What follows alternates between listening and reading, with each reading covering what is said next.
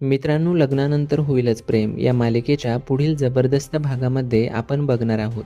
वसुआत्याने नंदिनीच्या खोट्या प्रेग्नन्सीचं सत्य सगळ्यांसमोर आणलेलं असतं. यामुळे काव्य आणि सगळ्या देशमुखांना मोठा धक्का बसतो.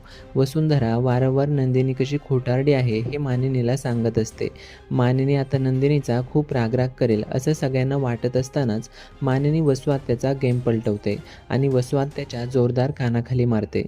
तेव्हा रम्या म्हणते की एवढी मेहनत घेऊन आम्ही तुझ्या सुनेचा खोटेपणा उघड केलाय. तू तुझ्या सुनेला मारायचं सोडून माझ्या आईवरती का हात उचलत आहेस? तेव्हा मानिनी प्रेग्नेंट नाही हे सत्य मला आधीपासूनच माहीत होतं. आता मानिनीच्या बोलण्याने रम्या, वसुआत्या आणि सगळ्यांनाच पुन्हा एकदा मोठा धक्का बसतो. आता वसुआत्या आणि रम्याने जी ठिणगी लावून मोठा स्फोट घडवून आणण्याचं ठरवलेलं असतं, ती ठिणगीच विझली जाते.